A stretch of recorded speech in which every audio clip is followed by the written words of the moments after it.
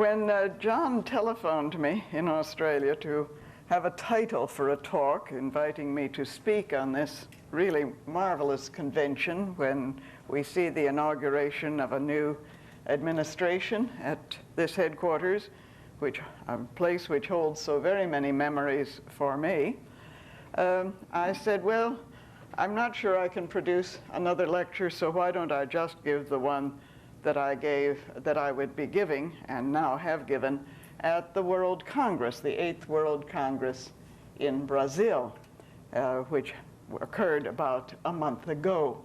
A very wonderful occasion when some 500 members from 28 sections around the world gathered together for this great international event. And John said that was perfectly fine. And since I had to write out the lecture, because of course it had to be translated into the languages of the World Congress, there being 3 languages at the World Congress recently, not only English, but Spanish and Portuguese, you're being subjected to having to hear a lecture already given and written out, and I will probably deviate from the written text from time to time. But it's a subject that has intrigued me because 11 centuries ago, the Chinese sage Huang Po was asked about the nature of the Buddha. And he replied very simply, Buddha is the ordinary mind. A great deal to think about in that. In the 2nd chapter of the Bhagavad Gita, Arjuna questions Sri Krishna about the mark of the individual who may be said to be Buddha, the mark of him who is stable of mind. And Arjuna, who's the ordinary individual, you and I, faced with a very great problem, is interested to learn how such a person, a Buddha, a yogi of stable mind, a sage, a wise one, how that individual would talk. How does he sit? How does he eat? How does he carry on all the normal activities of everyday life, since he is in physical incarnation? Sri Krishna's response is, of course, a little more detailed, therefore, than was Huang Po's, saying, when a man abandons all the desires of the heart and is satisfied with the self by the self, then he's called stable of mind. He whose mind is free from anxiety, from pain, who's indifferent to pleasures, who's loosed from passion or fear or anger, he is Buddha. He is the sage of stable mind. So many students, of course, through the century and more of the existence of the society, and particularly since the publication of that wonderful text, The Voice of the Silence, many theosophical students have tended to denigrate the mind. You know, everyone comes up with, the mind is the great slayer of the real. So,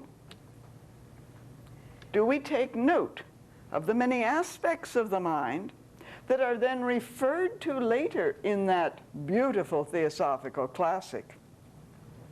Early on, of course, in HPB's text, The Voice of the Silence, we're advised to seek out the Raja of the senses, the ruler of the senses, the thought producer, he who awakes illusion. But when we come to the 3rd fragment of the voice, not stopping, you see, in the very beginning, the mind is the great slayer of the real. We close the book and say, forget the mind, you know. If we have the courage to read on, and we come to the final fragment in the voice, we come to a marvelous statement. Thou hast to reach that fixity of mind in which no breeze, however strong, can waft an earthly thought within. And then of the individual who determines to walk this path which HPB describes as the Bodhisattva path, leading to Buddhahood, of course, we're told that that individual standeth now like a white pillar to the west, upon whose face the rising sun of thought eternal poureth forth its first most glorious waves.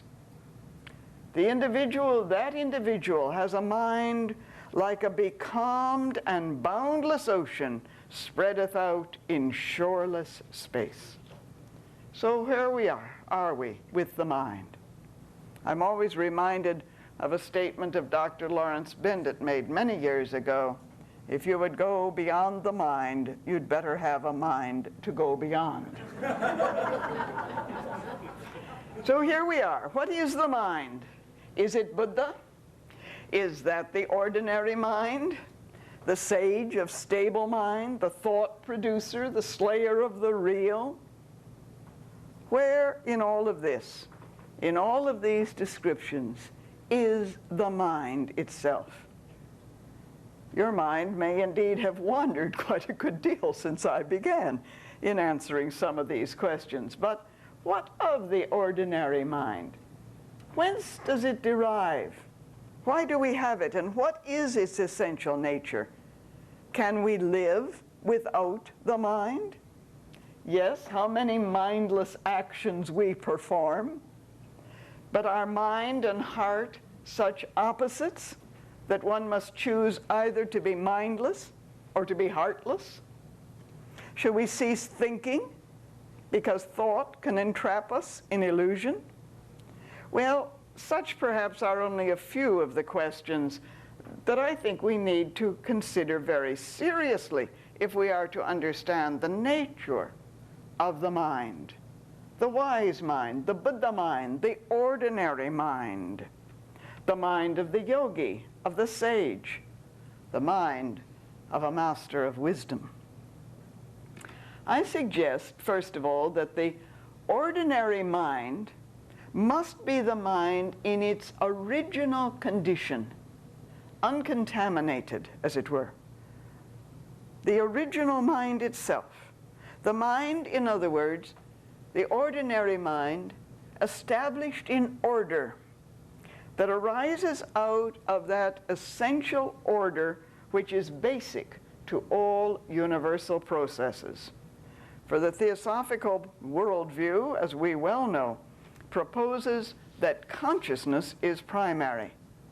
It is the mind, then, whose very nature is beauty, harmony. The mind cleared of all impediments, cleared of all colorations, all obstructions, all obscurations. What HPB called in another place, the mind that is capable of a direct beholding of the noumenon underlying all phenomena. If Buddha is the ordinary mind, as the Chinese sage informed his questioner, then the ordinary mind must be the mind that is simply awake. Most of us, as Arthur Koestler once put it, are sleepwalkers. And consequently, the mind is, for the most part, half asleep.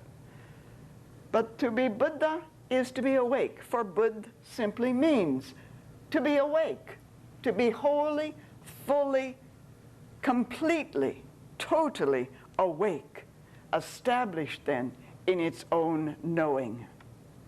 Now, because for so long, particularly in the Western world, we've identified the ordinary mind with the analytical, the scientific, the logical aspects of thinking, I think we've failed very much to recognize the full potential of the mind, its amazingly extraordinary nature. We divide the mind, as we divide so much else, into two parts. I know Gaul was divided into 3 parts, but I'm not talking about Gaul right now. And so we've scorned what we term the lower, you know, and we accord value to an aspect that we've come to call the higher. But lower and higher are certainly not spatial locations. They describe functions of a single principle, manas, the mind, the cognitive principle, and neither term, lower or higher, should ever be used in a pejorative sense. In his little book, Life's Deeper Aspects, a former president of the Theosophical Society, N. Sri Ram, made some very helpful and I think useful comments on this subject. When he was asked the question, is man his mind, and if so, of what nature is that mind, Sri Ram suggested, obviously the mind is an energy which at every point of its action exhibits consciousness with all its implied capacities in some degree or other. In the process of thinking, he added, this energy moves so quickly, changing direction very readily, is so sensitive and influenced by every circumstance and factor that it develops an extraordinary complexity in the way it operates. Indeed, we only have to look at our own minds if we really observe, if we watch the whole thinking process. For Sri Ram then suggested that consciousness in its essential nature is sensitiveness itself, adding, the modified consciousness as we find it in ourselves can have varying degrees of sensitivity. I heard this morning a story of a particular moment in a meeting which had built up to a wonderful climax, and there was a stillness, a sensitivity, as it were. But evidently one individual in that group did not have that kind of sensitivity, and merely after a moment's pause of silence, which is unendurable to many people, you know. Really, to be silent is almost painful to some, called out, "Did the dinner bell ring yet?" What kind of sensitivity is there? As Mr. Sri Ram suggested, there's no distinction to be made between being sensitive to one thing or another. In other words, when we are sensitive to the objective world, sensitive to the tree, as Dora talked of it yesterday, and I think for many of us, we saw a tree, perhaps your own particular tree, as Dora spoke of her own symbol. If we're sensitive to the objective world, if we're sensitive to the movement, if you're a physicist and sensitive to movement of whatever it may be that you're examining, if you're a cosmologist and sensitive to the movement of the planets and so on, whatever it may be in the objective world, to that world which lies outside us and all about us, the world which we can examine and measure according to some external standard, we may be said to be using that aspect of the mind which has been called lower. But is it lower? Is this a comparative term that has become such a pejorative term that we say, oh no, we must get rid of this? It's the mind outward turned to the world of matter, of things and objects which appear to be distinct from us. The world, indeed, in which we live our ordinary, everyday lives. A wonderful world, a world of awe, of wonder, of beauty, isn't it? A tremendous world. It's a world which helps us navigate so that you don't forget how to get from here to where lunch will be served. You know, is that up or is it down? Depends on, you know, how you look at it. There's an extraordinary quality to the mind when it's turned outward to seek knowledge of the world of existent things. Such a mind, as I say, can become extraordinarily sensitive to beauty, whether that beauty be perceived in the face of another, in a flower, in the form of a great work of art, or in the exquisite harmony of a mathematical equation. The sensitivity of the mind of a great scientist exploring the wonders of the cosmos finds its counterpart, I think, in the sensitivity of the great artist, perceiving in the world about him the wonders of form and color. Such a mind, of course, absorbed in the world of things, can be obscured, yes, by what Patanjali, the great expounder of yoga, called the kleshas, the psychological afflictions which cast shadows on the mind, distorting vision, and thereby reducing sensitivity. Most dangerous of these afflictions, producing the greatest distortions of true vision, are, as Patanjali pointed out, egoism and desire for the personal self, leading to attachment and to all its attendant problems. You know how often you may walk through a beautiful park with a rose garden, and the roses are in bloom. And something in the mind says, I'd like to pick that rose. I'd love to have that rose. I'd like to take it home with me. It's a very subtle sort of thing, isn't it, that arises very quickly. Or somehow I'd like to possess that rose. It is so exquisite just to hold it. But can we look at it with the full sensitivity and let it be without any obscuration whatsoever? So the aim of yoga, of course, is simply to bring the mind to its original nature by the cessation of the modifications of the thinking principle. For that, one must indeed, as the voice of the silence advises, seek out the Raja of the senses, the thought producer, he who awakes illusion. For thou shalt not let thy senses make a playground of thy mind. A wonderful statement to consider. So when the outward turned aspect of the mind is cleared of all personal attachments and repulsions, free of desire for the personal self, when it can see the world about us without distortion, perceive its exquisite beauty and wonder, the mind displays a truly extraordinary quality. Equally extraordinary is the quality of the mind which may be called subjective, the mind turned inward toward the realm of the noumenal, the realm of the archetypes, the realm of spiritual reality. In such a movement therein, there is that possibility of knowing all that exists in a moment, in a flash, totally, wholly, knowing, you know. We don't know this possibility perhaps as a fact, but it's an illuminative idea. It satisfies, I think, our sense of fitness and completeness.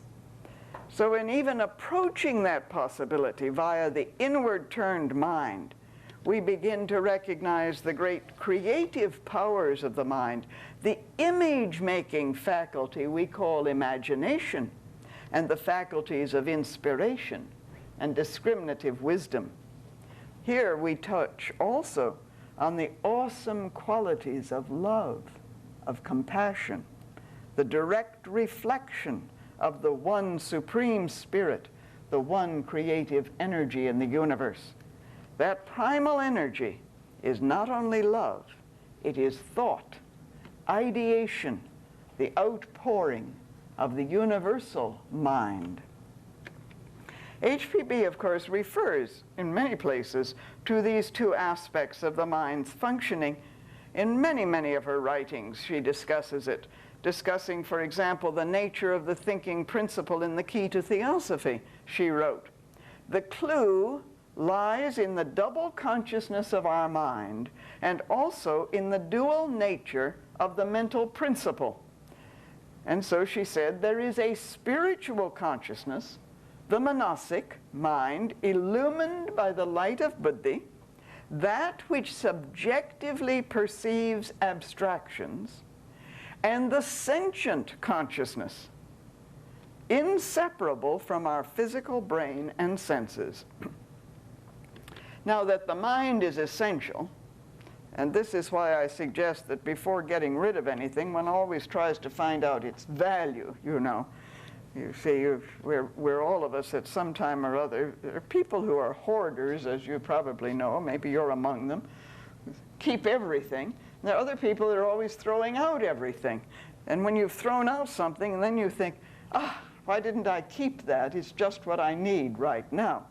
Or you may be the kind of hoarder. The little old lady, when she died, they found every box neatly labeled with everything that she had hoarded, but she had carefully categorized it according to the lower mind, you know, categorizing, till they came upon a box in her closet marked string, too short to use. So one can go on with this sort of thing, but that the mind is really essential. And that's why I say we need to examine it before we throw it out. The mind is really essential to our human state. It's made very, very clear in the secret doctrine. As she says, the two principles, the two higher principles, it's Atma Buddhi, can have no individuality on earth, cannot be man, perhaps today we should say cannot be human, unless there is the mind, the manas ego, to cognize itself. So, as she says, continues, she comments that there must be what she called the body of egotistical desires and personal will, even though it is from that body that arise the psychological afflictions which obscure or contaminate the mind. Well, to complete the picture, of course, HPB indicated that it's these two principles, the middle principles, the fifth, manas, and the fourth, kama, which, as she says, cement the whole. This is the mortar that binds it together as round a pivot to the physical form of man. So considering further this fifth principle, as it's known, manas, I think we need to give attention to its uniqueness. It's the very uniqueness of its origin that gives to the mind its really extraordinary nature. And two quotations from HPB, I think, help us to understand this subject. First, from the Key to Theosophy again, manas is a principle, and yet it is an entity and individuality, or ego. And elaborating on this point, she indicated that this entity incarnated in nascent humanity at a certain stage of development to awaken manas into full activity. This entity is, and I quote HPB, called in its plurality Manasaputras, the sons of the universal mind. And then follows a most significant statement. Once imprisoned, you can go to sleep if you like, but I find these passages fascinating. Really something to think about. Once imprisoned or incarnate, their essence, that is the essence of the Manasaputras, that is the essence of these beings who incarnated in the growing form, the nascent form, in which the principle was already possible, now awakened. Once imprisoned or incarnate, their essence becomes dual.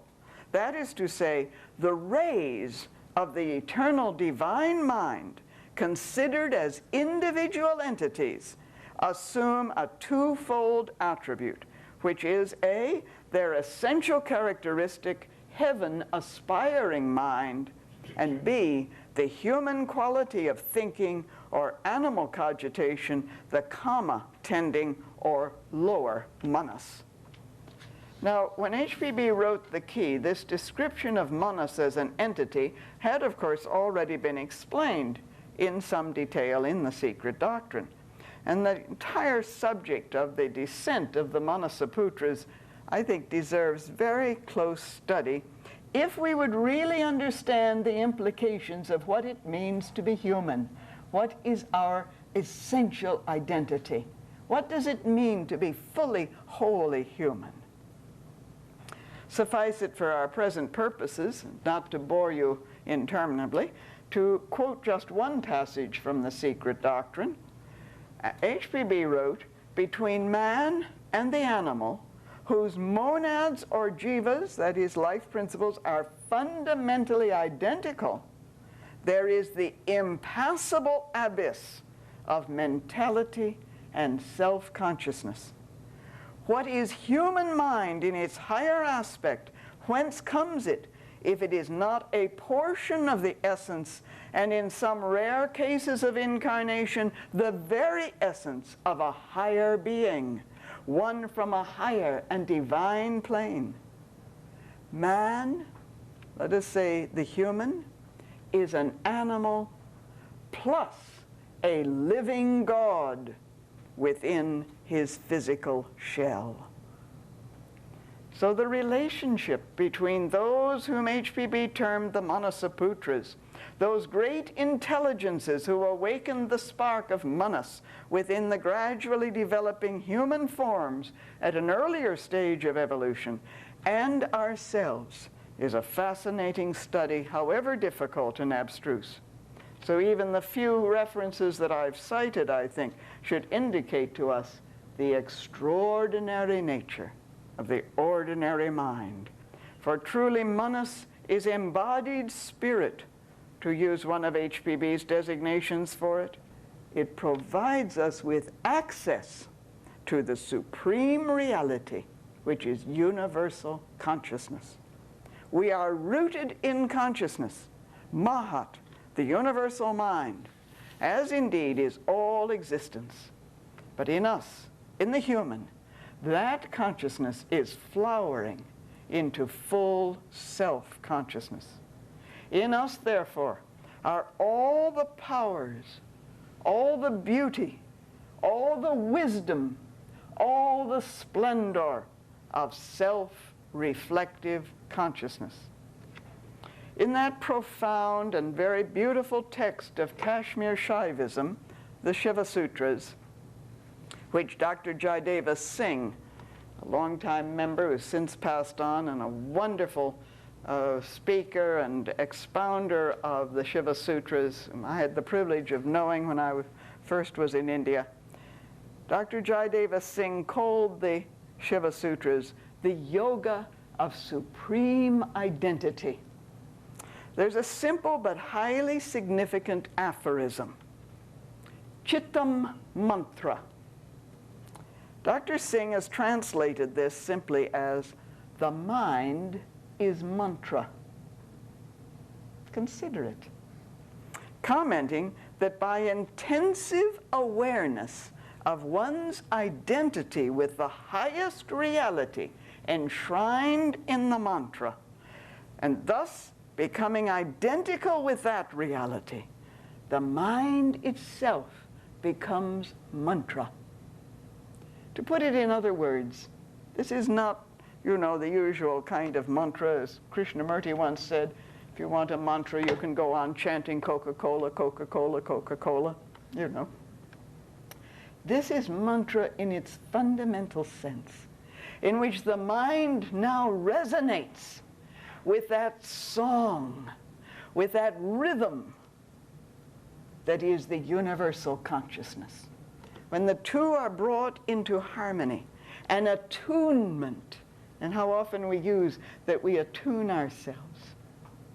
The mind is mantra. This mind becomes mantra, must be the inward turn, the heaven-aspiring aspect of the mind that is, as one commentary has it, a throb or pulsation of pure consciousness. Because according to Dr. Singh, the term mantra, in the context of the aphorism in the Shiva Sutras, is more than a particular combination of letters or a sacred formula. It is, he suggests, the heart seed of Shiva, or the Supreme, adding, he who can enter into the spirit of this mantra will be identified with the Supreme I consciousness and will be liberated. At the same time, as Dr. I.K. Taimni points out in his commentary on the same aphorism, in his work, The Ultimate Reality and Realization, the word mantra basically means sound, but in its widest sense, any vibration or motion. And so we are always tuning in to all of the vibrations. I must interpose here that one of the fascinating books that I have just finished reading during my sojourn in Australia, which is a magnificent country, I must say, with marvelous possibilities there, is a fascinating book called Song Lines. Now, many of you may have heard of ley lines and lines of magnetic influence on the Earth's surface. For the Aborigine, this book by Bruce Chatwin details what the Aboriginals of Australia knew, that in each group, each member of the clan had to learn the song line that kept the world in being. You must sing it. You must sing it. And I couldn't help but think of those wonderful words in Light on the Path. Listen to the song of life. Store in your heart the melody you hear. For the Aboriginal must know the proper song to keep that part of his territory, the line, present so that the universe continues to exist. Isn't that magnificent? The mind is mantra. So bringing these concepts together, the manas, or mind, is truly a living God, an embodied spirit, and is also mantra, or vibration. I think we can begin to explore further something of the extraordinary nature of the mind. Even the ordinary mind, which must be in its ordered condition, the original mind, possesses extraordinary capacities. Preeminent among these must be the power to create, to produce images which embody the great archetypal patterns in the universal mind. Note HPB's response, for example, to a question as recorded in her talks with students about the secret doctrine, and which has been published as Transactions of the Blavatsky Lodge. She answered, "The one great architect of the universe is the universal mind." So as we are rooted in that universal mind, we must possess, or at least reflect, those faculties inherent in that source, which she called the great architect. We are the builders, then, from that archetypal plan. We, in our turn, can become creators of forms from patterns in universal mind. This inherent yet extraordinary power we may call the spiritual imagination. It is the power that makes us co-creators with the universal. We live in a participatory universe. So many prominent scientists are suggesting that today. And while science has to a large extent made the logical, analytical, and mathematical functions of the ordinary mind the basis for all knowledge, we may now recognize the necessity to couple those functions with the deeper, more all-embracing creative aspects of consciousness which arise in and flow from the mind inwardly illumined by the energy of buddhi, intuitive perception, discriminative wisdom, compassionate understanding.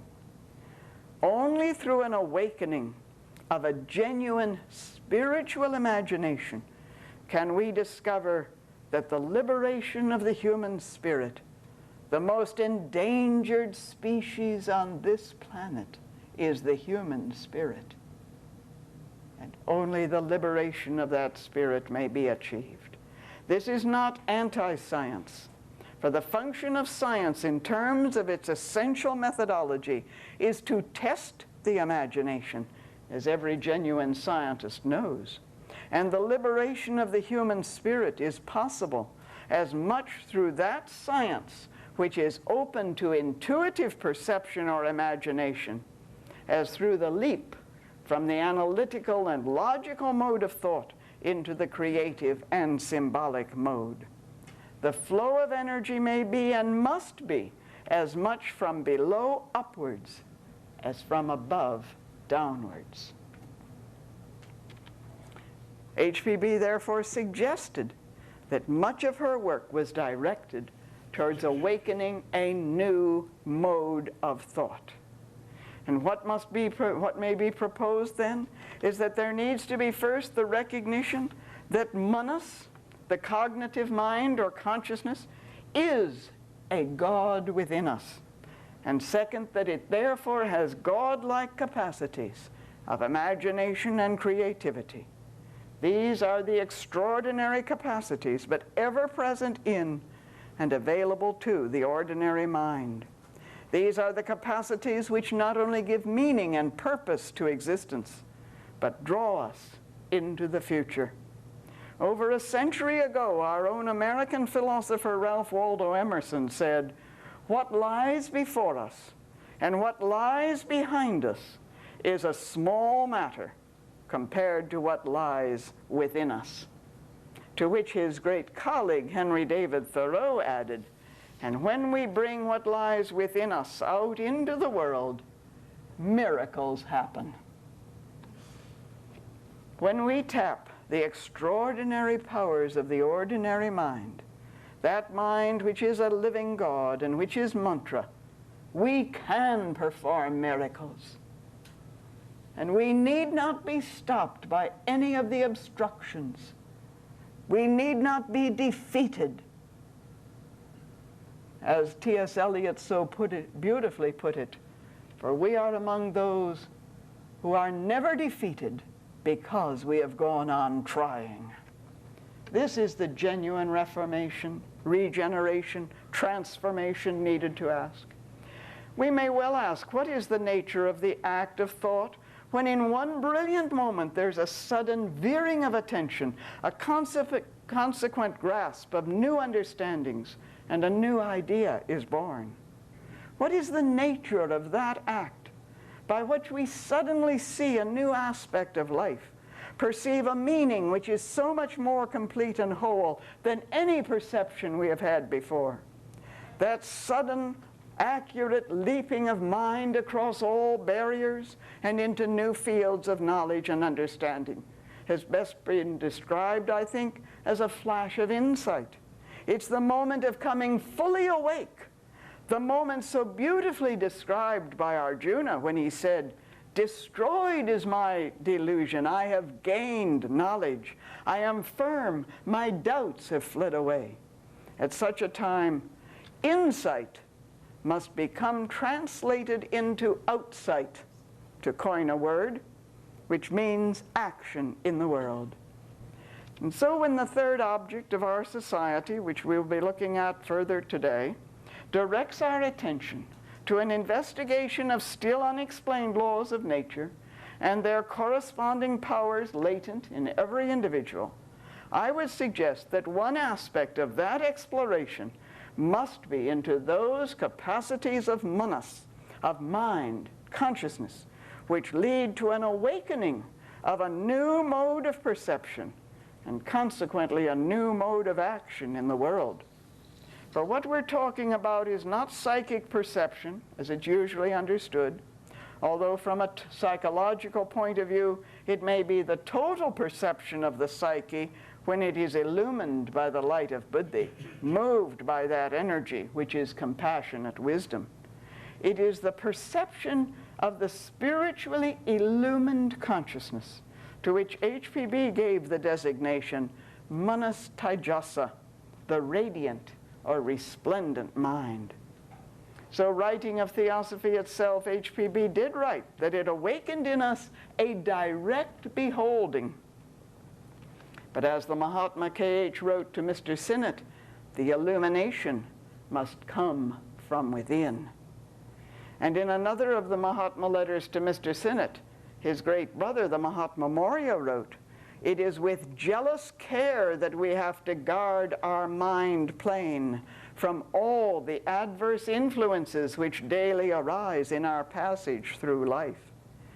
It is upon the serene and placid surface of the unruffled mind that the visions gathered from the invisible find a representation in the visible world. Someone has said it's perfectly all right to build castles in the sky. Now put the foundations in under them. The unruffled mind is the ordinary mind in the sense that it is the original mind, the mind in its orderly and normal state, without any confusion or obscuration to avail its natural condition. In such a mind there is present, as the Mahatma K.H. expressed it, an instantaneous, implicit insight into every first truth. So the question now arises as to how to awaken that imaginative mode of thought, a mode that I think has been all too often neglected, particularly in our educational systems, and even excluded from any consideration of the mind. But it's only as we nurture that imaginative mode, the intuitive, the symbolic, the mode of conceptual synthesis, that we come to realize the full potential of the mind and its extraordinary nature. It is the imaginative mode of thought which helps us to awaken true insight and understanding. So while it's the outward turned aspect of the mind that may all too easily become ensnared by the energies of desire and passion, and may even create devices for destruction, as well as forms of great beauty, it is that deeper aspect of the mind illumined from within and responsive to the light of buddhi, which gives rise to genuine ethical action. For the ethos that will come to characterize our total behavior will arise naturally and spontaneously from the vision we embrace. When that vision is one of wholeness, of oneness, of unity, we will act accordingly for the benefit of all humanity. There seems to be, as you probably know, general agreement amongst all the spiritual traditions regarding the two essentials required for awakening the intuitive or imaginative mode of consciousness: conscious effort and intense concentration or one-pointedness. When the mind is held steady, focused, then the sudden and unexpected flash of illumination marked by a feeling of certitude may occur. This is the leap into a new state of consciousness in which the personal self and its attachments disappear. But the mind must be equipped with materials with which to make the leap, for imagination does not flower in a vacuum. The flash of inner illumination is favored by a disciplined grasp of and an intense concern for the fundamental principles that provide the stimulus needed to precipitate the new vision. Actually, imagination, the spiritual imagination, is the universal and indispensable instrument of all levels of living in our world. If you realize that our daily lives are dependent on it, all day long, we imagine our way around from one activity to the next, from one location to the next. We visualize alternate courses of action, as well as alternative consequences. It may be suggested, in fact, that the principal function of the imagination is to enable us to constantly build thought models of the real world, the virtual reality in which we live. By thought, we create that virtual reality. And when thought is uncluttered, free, unfettered by desire, egoism, fear, anger, resistance, the virtual reality we create is closer to the one true reality out of which all existence emerged. M.C. Richards, in her work Toward Wholeness, has expressed the implications of a truly spiritual and creative imagination. For she has written, "The renewal of society will come when we can imagine it differently, and when we are ready, like artists, to take on the actual work of creating new forms. But we are called not simply to creativity, but to a creativity which is in the service of compassion. For compassion is the goal of the spiritual journey on which we are embarked. As pointed out in the voice of the silence, know that the stream of superhuman knowledge and the Deva wisdom thou hast won must from thyself the channel of alaya be poured forth into another bed. If thou wouldst follow upon thy predecessor's steps, remain unselfish till the endless end. I think when we promote imagination to the rank of the primary creative agency of the human mind in its highest functioning, we can, if I may coin a word, nirvanize the world. That is to say, that we recognize that beneath the outer turmoil and the numerous problems that afflict our world, there is a deeper reality with which we can align ourselves and which we can help bring into manifestation. As William Blake, the great English poet and mystic, once wrote, if the doors of perception were cleansed, everything would appear as it is, infinite. It is for us to cleanse the doors of perception through meditation, concentration, one-pointed attention to the highest we know. This is the supremely human task, to see things as they really are, to rid ourselves of the illusions brought on by selfish motives, to lift ourselves out of the sham world of hypocrisy and cant, to straighten out our values, and through the awakening of the creative potential within us, to bring about a new vision of a world in which peace and brotherhood are the norms of existence. It's been suggested, you see, that imagination can tidy up the chaos of sense experience, for it can perceive a deeper significance to daily events. It can awaken us to the need for a genuine morality, an ecological morality, which is the ethic of the spirit. A life within the spectrum of the spiritual imagination avoids the extremes of spending itself either in unrestrained sensuality or in the useless heroics of a muddle-headed spiritualism. The mind is no longer pulled outwards by desire for personal ends, nor is it only pulled inwards toward mystical experiences. It is the stable mind, the mind crystal clear, reflecting the light of wisdom, the mind that through the exercise of its extraordinary nature can visualize and therefore bring into existence that noble society of which we dream. I think when we recognize the mind and its vast possibilities, the mind as Buddha, the mind as mantra, the mind as that principle in us which is a living God, and which at the same time defines our truly human state, we begin to realize that the function of imagination is to make palpable the fact that matter, in its subjective aspect, is spirit, while spirit, regarded objectively, is the material world.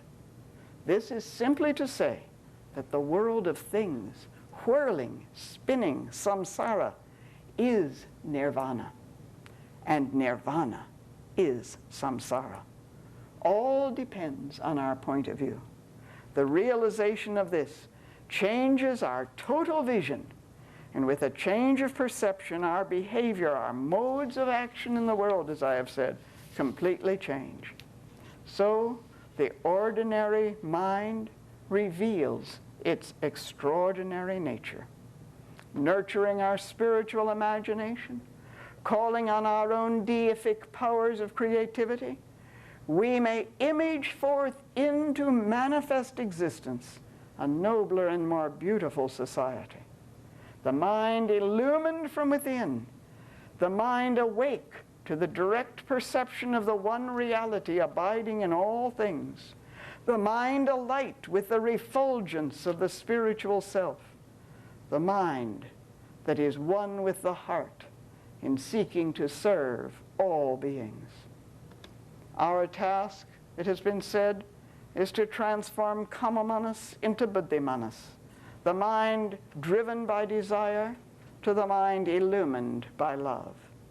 And in that transformation, we release all the potentials of that living God within us: compassion and caring, humility and gentleness, patience, and an infinite concern for the welfare of all.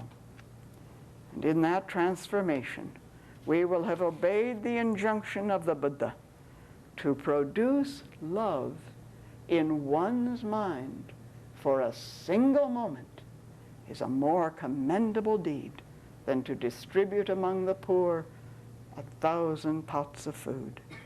A love that knows no other, for there is only the one, ever remembering itself as it reveals itself in all the countless forms.